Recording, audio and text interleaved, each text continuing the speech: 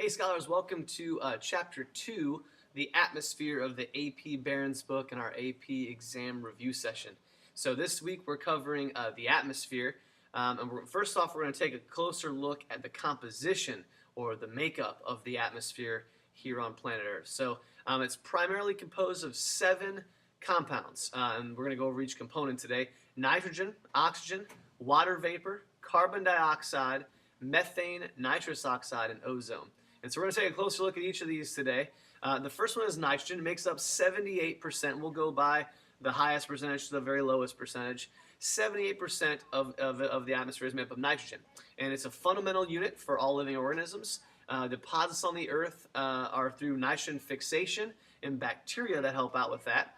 And also reactions that involve lightning and also have some precipitation along with that. So it returns to the atmosphere through combustion of biomass and denitrification, another process done by a different type of bacteria. So that's nitrogen. Oxygen is making up of 21% of the atmosphere, and they are produced through photosynthesis and also taken out of the atmosphere through cellular respiration. Those are our natural processes. Water vapor, H2O, is only from 0 to about 4%, depending on where we're at in the world. And largest amounts occur near the equator, over oceans, and in tropical regions. Areas where it is water vapor can be low are polar areas and deserts. It makes a little bit of sense since there's not a whole lot of humidity in those places. Carbon dioxide is less than 1%, and the volume of CO2 has increased by about 25% in the last 300 years, mostly because of us burning fossil fuels, running our cars, and things like that, and also deforestation, taking out those CO2 sinks from those biological sinks from the Earth. CO2 is processed or produced during cellular respiration and also the decay of organic matter releases that in the atmosphere. It is a reactant of photosynthesis, so it also is a major greenhouse gas. And like I said, humans are responsible for 5,500 million tons of CO2 per year, all because of burning of fossil fuels for the most part. And the average time of CO2 molecule in the atmosphere is approximately 100 years. So it does stay up there for quite a long time. It has a high persistence. Methane, CH4, is also less than 1%. It contributes to the greenhouse effect as well. And since 1750, methane gas has increased by about 150% because of, again, burning of fossil fuels, landfills, and also grazers and flooding of rice fields. Grazers meaning cattle and things like that for more human consumption. Human activity is responsible for about 400 million tons per year, as approximate to 200 million tons that were actually produced naturally. So it also stays in the atmosphere for about 10 years. So that is a long time as far as persistence goes in the atmosphere. Nitrous oxide, N2O, also less than 1%. Concentration is increasing by about 0.3% per year. And again, sources include those burning of fossil fuels, burning biomass, deforestation, and conversion to agricultural and by removing those trees and natural vegetation. Humans are responsible for 6 million tons per year, and it is a contributor to the greenhouse effect as well, and it actually will stay in the atmosphere up to 170 years, so a much longer persistence than methane or CO2. And finally, our ozone layer, or ozone, I shouldn't say ozone layer, but ozone itself, it makes up less than 1%, that's O3. 97% of the ozone is found in the stratosphere, which is in the ozone layer. That's a pretty good thing. And 9 to 35 miles above the Earth's surface. And it absorbs UV radiation, which is a good thing. And ozone is also produced in the production of photochemical smog, which is a bad thing, because it's not found in the stratosphere, then it's found in the troposphere. So ozone found in the troposphere is a negative thing. A hole in the ozone layer occurs over Antarctica because of chlorofluorocarbons, aka CFCs, were the primary cause of that breakdown. And now that CFCs are banned, it will take a while, but the ozone layer should restore itself and become whole again. No pun intended. The structure of the atmosphere. You can kind of take a look at the different layers of the atmosphere. It consists of several different layers. The troposphere being closest to the ground. Next is the stratosphere, and it's about 50 kilometers above the Earth's surface, and that's where the ozone layer is on the top end of the stratosphere. That tropopause is that difference, that's that line that divides the stratosphere and troposphere. Then you have mesosphere, which is about 90 kilometers above the Earth's surface. And finally, the ionosphere, or the aurora, or sometimes they call it the thermosphere, which is even further, about 350 kilometers away from the Earth's surface. Okay? A little tip here says, don't confuse weather and climate. Weather describes whatever's happening outside.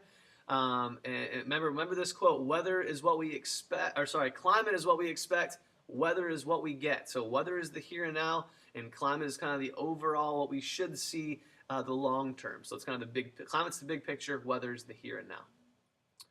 All right. This is just the layers broken down. Troposphere again, closest. It tells you exactly what temperature it reaches roughly. It says the 75% of the atmosphere's mass is in the troposphere. Temperature decreases with altitude here. You can kind of see this is the temperature layer inversions of the different layers of the atmosphere.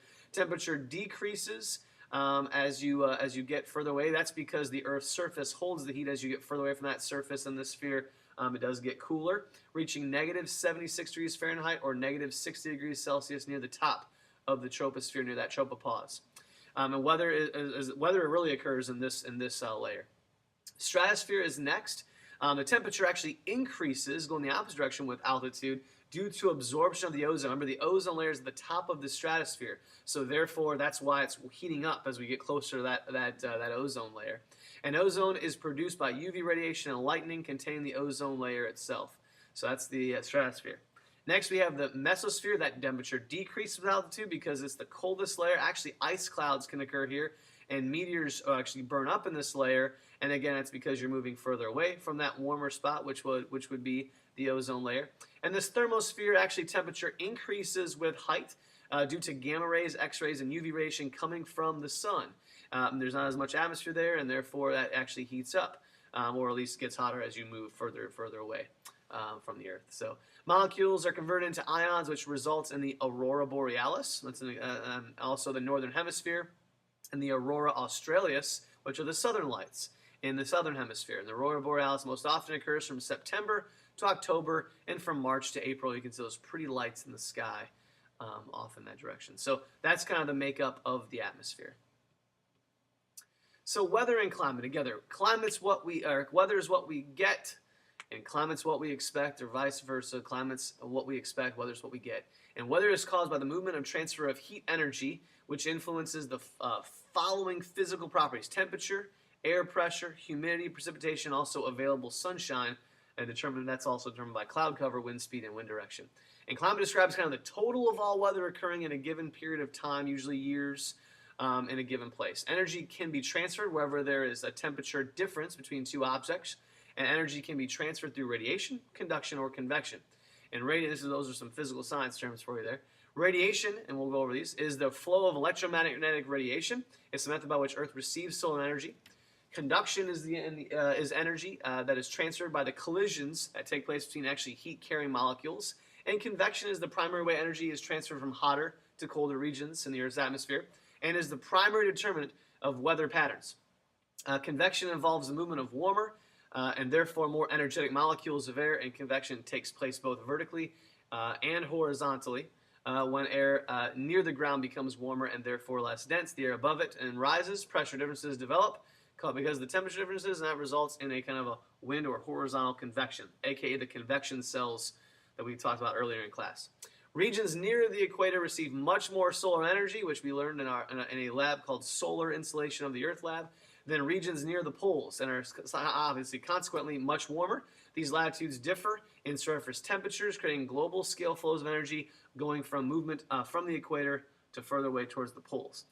Giving rise to major weather patterns of the world. Without convection and transfer of energy, the equator would be at 27 degrees Fahrenheit, 15 degrees Celsius warmer, and the Arctic would be about 45 degrees Fahrenheit colder than they actually are. So it's very, very good that these patterns, convection cells, occur, and that they're moving some of these air masses around. So let's talk about actually factors that influence this whole big climate deal, and eventually weather going towards the smaller amounts. And there are a lot of these. There's more of these topics in the 5th edition, and I believe we just talk about them in different spots in this 3rd edition, like more in Chapter 4. But factors that influence climate, one of them is the air masses themselves. They're large bodies of air that have similar temperatures and moisture content, and those can be either categorized as equatorial, which are near the equator, tropical, polar, Arctic, continental, or maritime, depending on what kind of where are they over as far as the landmass or the water and the type of temperature that they're around.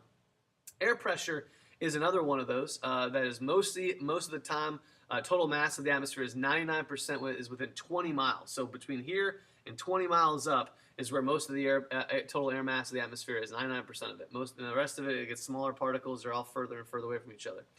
Gravity on the air mass results in air pressure and is measured in millibars, inches of mercury, or hectopascals. And air pressure decreases with altitude. So obviously the further you get, decreases with altitude. Low pressure usually produces cloudy and stormy weather. High pressure masses contain cool, dense air that descends towards the Earth's surface and becomes warmer. And high pressure is usually associated with fair weather. So when it gets low out, people feel more gloomy. It's usually stormy. And high, I think of it as nice and everyone's feeling good. So that's another way to remember it. Albedo is another one. And this is the reflectivity of solar radiation off of a surface, and that can affect climate as well. For example, snow has a high albedo, and dark soil has a low albedo. So periods when there are polar ice is extended will promote further cooling. This is a positive feedback mechanism, thinking about positive feedback loop. Dust in the atmosphere has the same effect. It forms in high albedo veil around the Earth, so significant amount of solar radiation are reflected before it can actually get to the Earth's surface. And that dust may come from climate periods, volcanic eruptions, and meteors impacts, and so on. So there's a little bit of albedo, a little extra information that the book, this version of the book didn't give you. Altitude's another one. For every 1,000 feet of rise in elevation, there's about 3-degree temperature drop in temperature. Every 300 feet rise in elevation is equivalent to about 62 miles north in latitude and biome similarity. So as you go up in altitude, it basically changes. So you can see tropical forest down at sea level, deciduous forest, and evergreen forest, and tundra-like as you get to the tops of these mountains. And so that's if you're looking at climate-wise, the altitude can totally shift as far as temperature goes, and also the types of biomes you see on an elevation like that. Okay. The angle of sunlight is another one. In the northern hemisphere in the winter, Earth is closest to the sun. The angle of sunlight reaching the Earth affects the climate. So it's all about the angle. We looked at this in the solar insolation of the Earth lab. Areas close to the equator receive the most sunlight, and therefore the higher temperatures, because of the axis, not because of how the Earth is revolving and closely as far as ellipse around the sun, but because of the angle at which the Earth is and the way it's spinning on its axis, giving either the northern hemisphere winter or summer, okay, and vice versa for the southern hemisphere. There's also, your book talks about next the carbon cycle having an impact on climate as well because of the global warming effect. If with weathering and erosion and chopping deforestation, that would cause a higher increase in overall climate because there are more greenhouse gases causing global warming. If there's more taken out of it, so more CO2 out of the atmosphere, they usually we're in more of a cooling or a cooler state. We're going down in global temperature. So that's one thing your book does that doesn't have in here. Clouds are the one. They're collections of water droplets or ice crystals suspended in the atmosphere. As warm air rises, it expands due to decreasing the air pressure, and then thus drops in temperature. Therefore, it can't hold much water, so it falls down as either water particles or ice crystals in the form of hail and things like that. High-level clouds are, the prefix is cirrus, for mostly cirrus, are primarily ice crystals. Mid-level clouds are alto clouds, and low-level clouds have the prefix strata or strat. And they're composed mainly of water droplets, but may also contain particles of ice and snow as well. All right, so let's take a look at some others that actually have. So there's our types of clouds. I don't believe that your book goes to the different types of clouds. I'm not going to spend a whole lot of time on it here. But there are the different types of clouds and what they can look like and kind of what kind of weather can be associated with some of these different types of clouds. So I'll let you take a pause, take a look at that if you want to. I'm not going to go over each one because I don't think it's as heavily tested on now because it's not in the new version of the Barron's book, but there it is anyway. Distance to oceans. Oceans are thermally more stable than land masses because they don't change in temperature very much. The specific heat of water is 5 times higher than air, so that's why it doesn't change.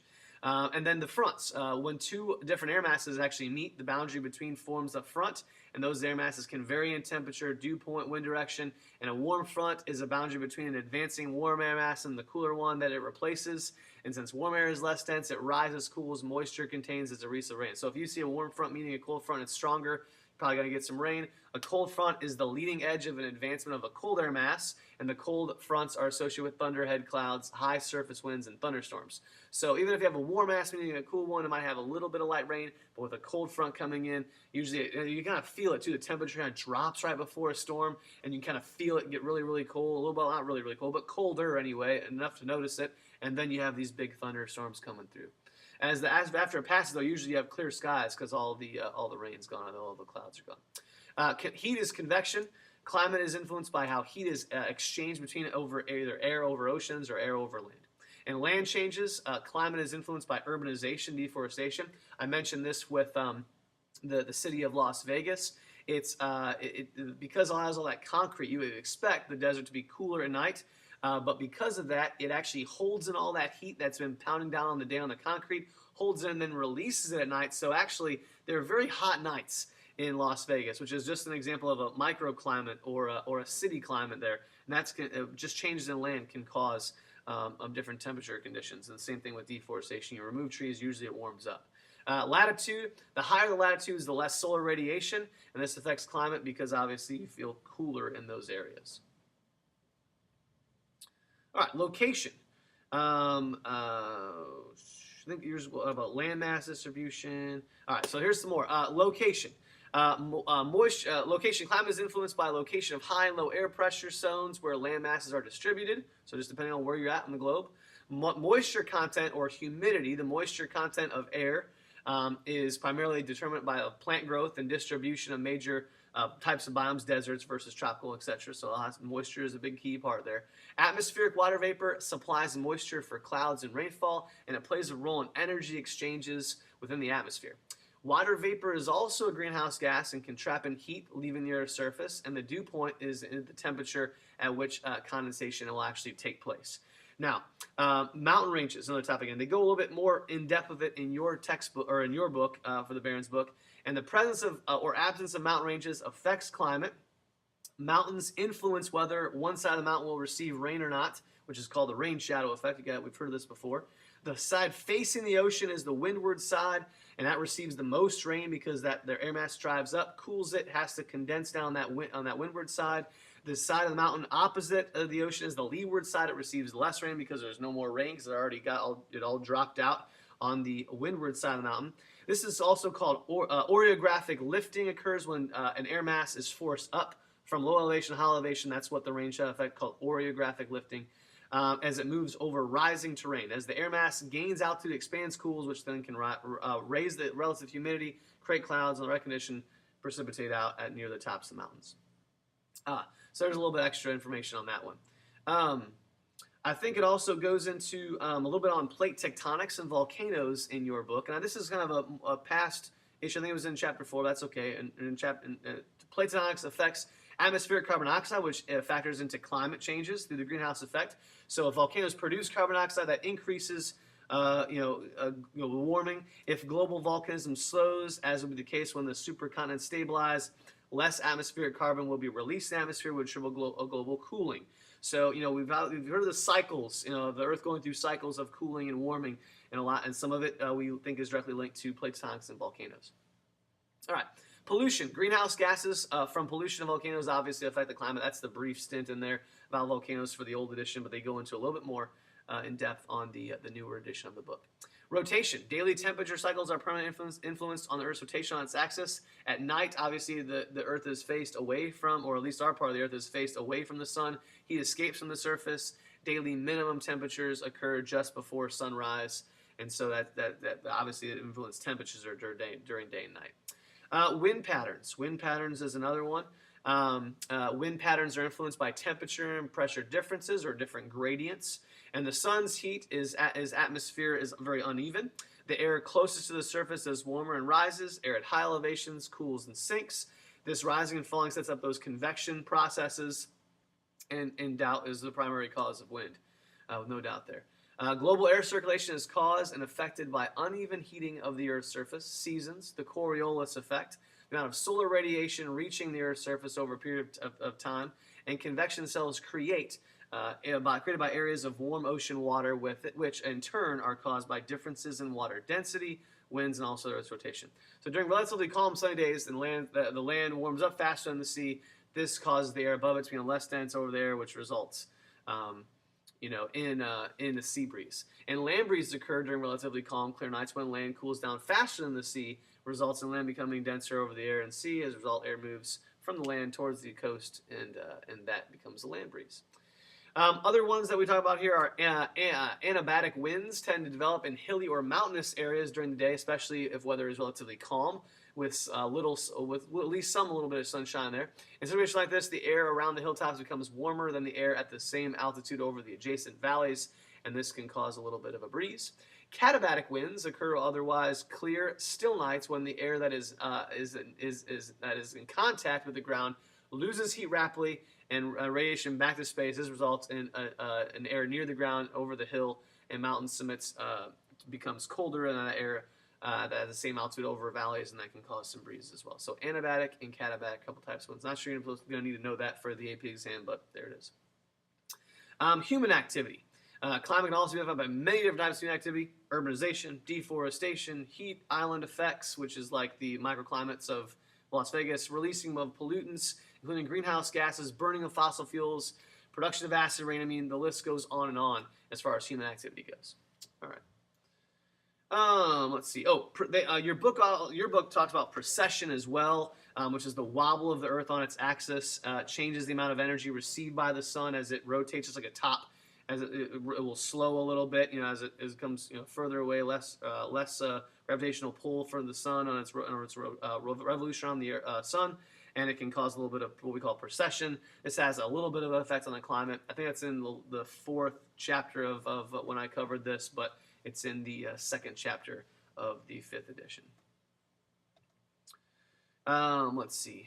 Oh, yes, a couple more things. Volcanoes. They specifically talk more about volcanoes. Again, this is probably due to, I think they're going to be talking about some sulfur stuff on the AP exam. Sulfur-rich volcanic eruptions can eject material into the stratosphere, potentially causing cooling and stratospheric warming.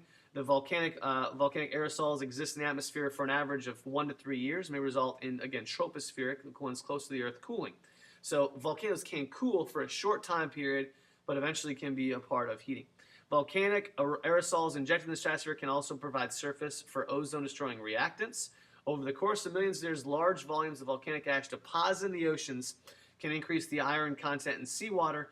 This addition of iron can promote biotic activity, which can lower CO2 concentrations of seawater, and hence lower overall CO2 in the atmosphere, resulting in global cooling. Over a course of weeks to years, ongoing production of ash from volcanoes may locally change climates by modifying local atmosphere, usually causing it for the cooling in that immediate response. Recent research also suggests that large eruptions may trigger El Nino climatic effects, and we'll talk about that in just a little bit. All right. Atmosphere and the Coriolis effect. And I think this new edition of the book does a better job at showing pictures of this and really showing it, but we'll talk about it anyway. Due to the rotation of the Earth on its axis, the rotation around the sun, the revolution on the sun, I should say, and the tilt of the Earth on its axis, the sun heats the atmosphere again unevenly. Air closest to the Earth's surface is warmed and rises, and air at high elevations is cooler and such more dense and sinks.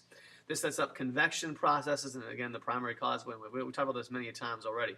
Global air circulation is also affected by uneven heating of the Earth's surface seasons and the Coriolis effect. Okay, now let's go over these next few paragraphs here. The horizontal winds move from the areas of high pressure to areas of low pressure.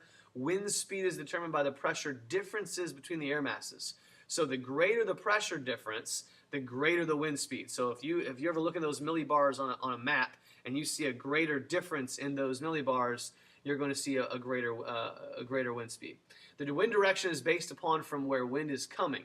A wind coming from the east is called an easterly, and wind speed is measured with an anemometer, and the wind direction is measured with a wind vane. The Earth's rotation on its axis causes wind to not travel in a straight line. This is caused by the Coriolis effect. It causes prevailing winds in the northern hemisphere to spiral. I guess I should do this opposite for you. Clockwise, that's for you, okay? Out of from high pressure areas and spiral counterclockwise in toward low pressure areas. the worldwide system of winds, which transports warm air from the equator, where the solar heating is greatest, to diminishes as we get further away, gives rise to Earth's climatic zones. There are three types of air circulation cells: the Hadley, which is the two closest to the equator, the Ferrel, and then also the polar, the furthest way towards the poles. And here are some millibars. These are examples of millibars. It's MB there, sea level pressure. And again, like I said, the further differences in numbers you see between these millibars, I think it's actually the closer the line, the greater the difference, I believe, the stronger the winds will be. Okay. The solid contours represent pressure contours, like I said, millibars, and wind speed is directly related to distance between isobars. The closer they get together, stronger the winds, like I just said. Here are the circulation of wind patterns in northern hemisphere and the patterns reverse in the southern hemisphere. This talks about the different types of cells: the Hadley cell, and the Ferrel cell and the polar cell. We can go into those again. They just talk about where they are, what latitudes they fall within, between 25 and 49 degrees north and south latitudes. It describes kind of what the kind of characteristics of these are: high humidity, high clouds, heavy rains, monthly temperatures averaging around 90 degrees Fahrenheit or 32 degrees Celsius at sea level. There's really no winter in this area. So some subtropical regions, so getting further away, more towards the 49 degree north latitude, are characterized by low level or low relative humidity and little cloud formation, high ocean evaporation due to low humidity in many of the world's deserts. So you can kind of see these are our different Hadley, Ferrel, and polar cells. There's Hadley, Hadley's there, Hadley's there. There's Ferrel, polar, and polar. Okay. And we'll talk about, again, Ferrel cells develop between 30 and 60 degrees north and south latitudes. Those descending winds of the Hadley cell diverge as moist tropical air moves towards the poles in winds known as the westerly winds.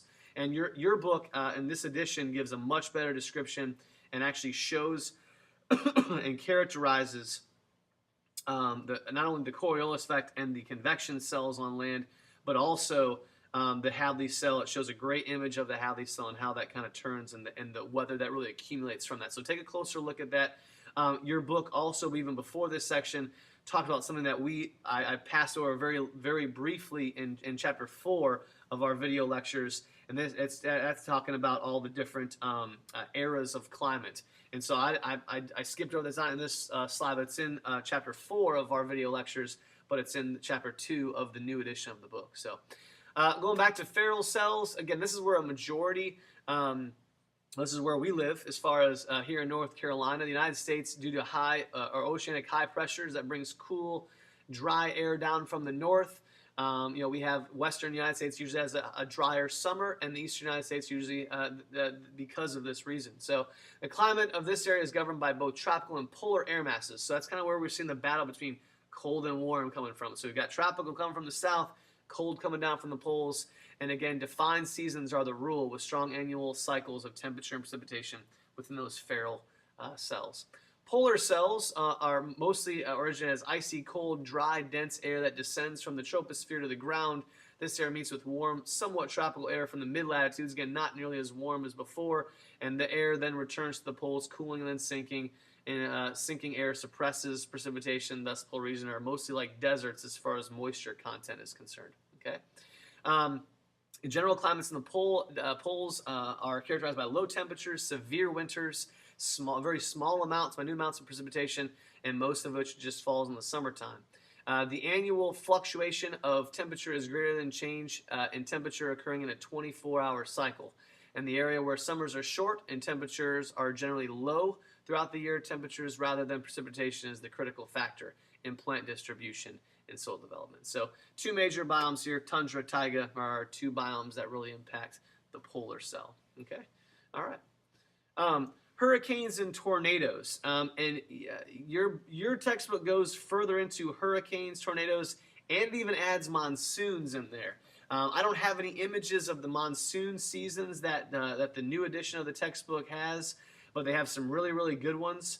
They even have some even better images of what I just described, looking at all these different types of wind patterns and those circulation cells and how they relate to wind patterns. Very awesome picture there. I'd definitely take a look at that. If you're in the 5th edition, taking a look at that image, it's a very, very good one. But they add in hurricanes, tornadoes, and they also add in cyclones, which is a little bit different there. And I'll read some from this today.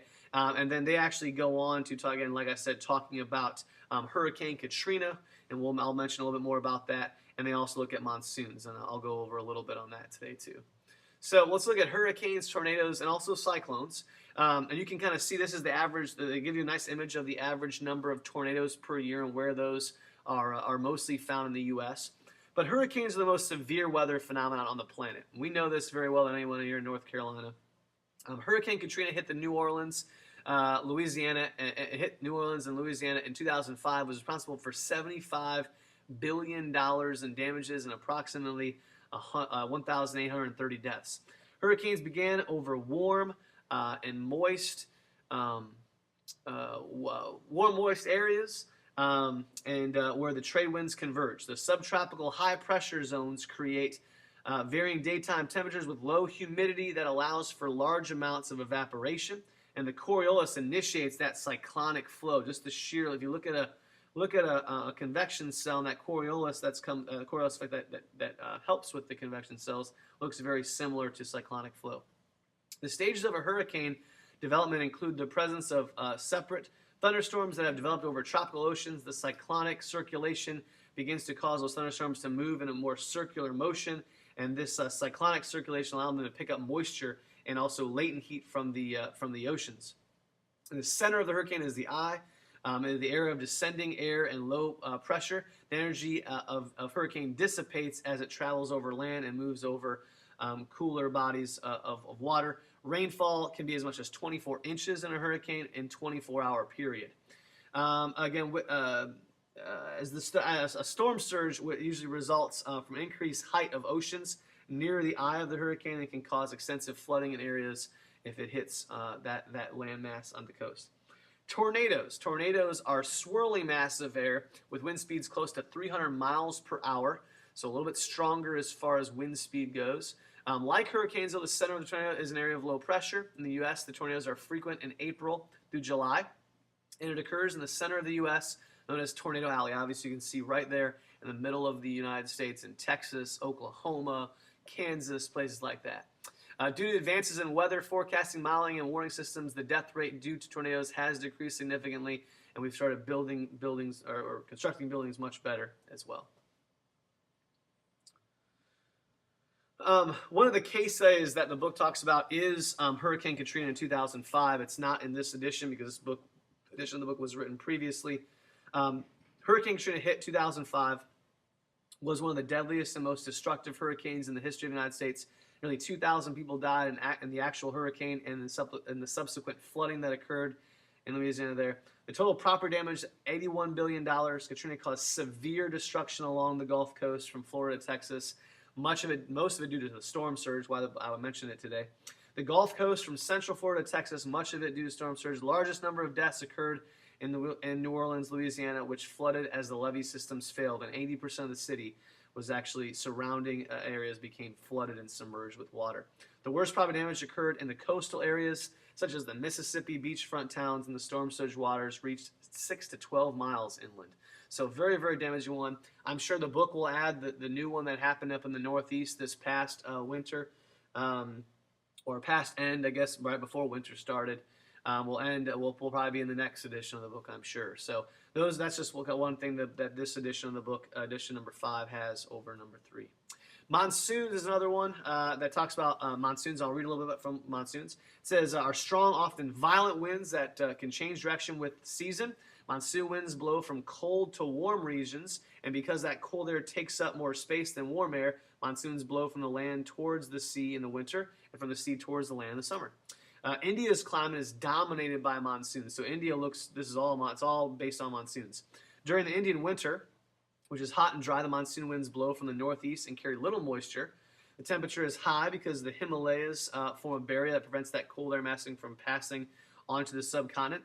And furthermore, India lies between the Tropic of Cancer and the equator, so the sun rays shine directly on the land. During the summer, the monsoons move onto subcontinental and also from the southwest. And the winds carry moisture from the Indian Ocean and bring heavy rains from June to September. So you've heard of the monsoon rains. That's what they're talking about there. Farmers in India rely on those torrential summer rainstorms to irrigate their land. And additionally, large amounts of India's electricity are generated by the water power brought by the monsoon rains as well. So interesting, they use monsoon rains for electricity. And your book gives you a couple of nice images of the winter monsoon winds and also the summer monsoon winds, bringing with it that heavy rainfall or light rainfall. Okay, so there's a little bit on the monsoons. Your book also talks about the rain shadow effect. I think I've pretty well covered rain shadow effects earlier in this section. I'm not going to go over it again, but it does have a little section on there, and it even has a picture of it. And then it gets into El Nino and La Nina. Now, what I like about the new edition of the book in this case is it tells you what normal conditions are like versus El Nino, and then looking at La Nina. So I'm going to read over what normal conditions should look like as far as not having El Nino or La Nina happen. During the normal conditions, easterly trade winds move water and air warmed by the sun towards the west, which is called the Walker circulation. The ocean is generally around 24 inches higher in the western Pacific, and the water is about 14 degrees warmer in Fahrenheit. The trade winds then pile up water in the western Pacific, making a deep 450 feet warm layer in the west that pushes the thermocline down while it rises up in the east. The shadow then, 90 feet eastern thermocline, allows the winds to pull up nutrient-rich water from below, which increases the fish stock. So in a normal year, lots of fish, good things going on. The western side of the equatorial Pacific is characterized by warm, wet, low-pressure weather, and also collecting moisture that releases the form of typhoons and thunderstorms. That's a normal condition, but not factoring in El Nino, La Nina. Now, the book also gives you a great picture, a great image. I take a look at that. This version does not have that. I apologize. But it does show you what normal conditions look like. Looking at, even gives you examples of areas like Australia and Lima, Peru, and Tahiti, and kind of looking at where that Walker circulation takes place. Now, it also goes on to talk about El Nino and La Nina, okay? And so let's take a look first at El Nino first.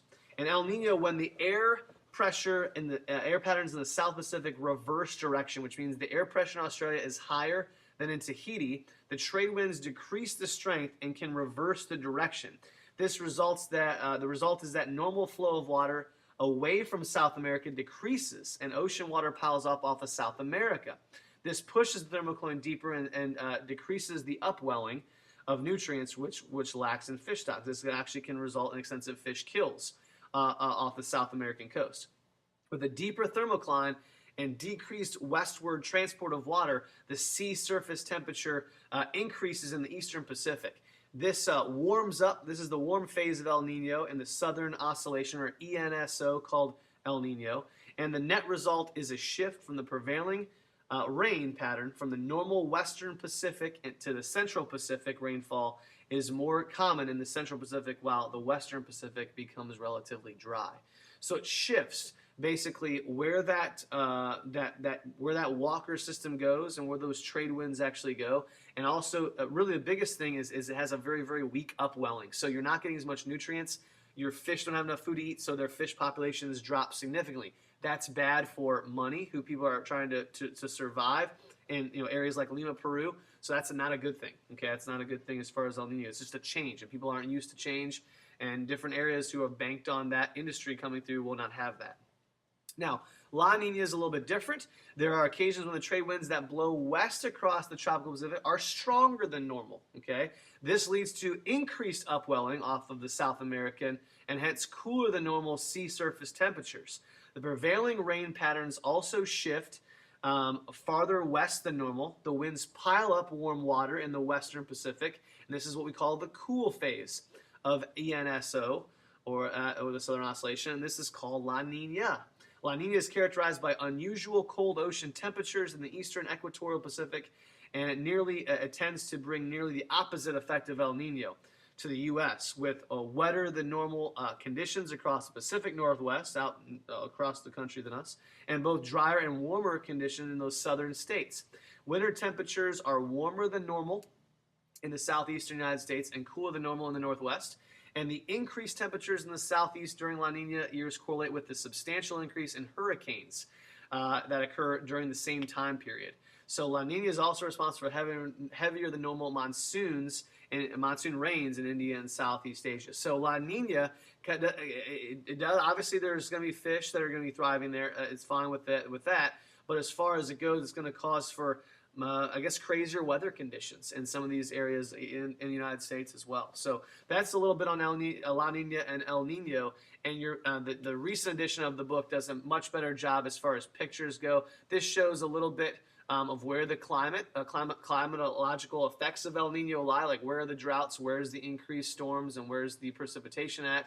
But this shows kind of where those weaker trade winds are. I think your book does a nice job of showing and giving examples where these places take place. There's Australia and South America, but it also shows where that weak upwelling occurs too.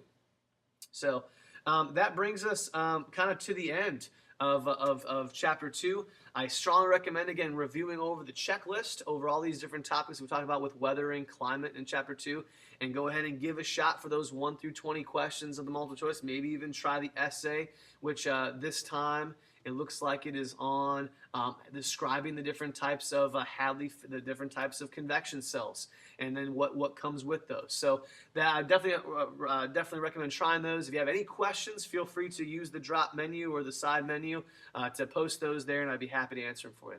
We'll see you guys next time.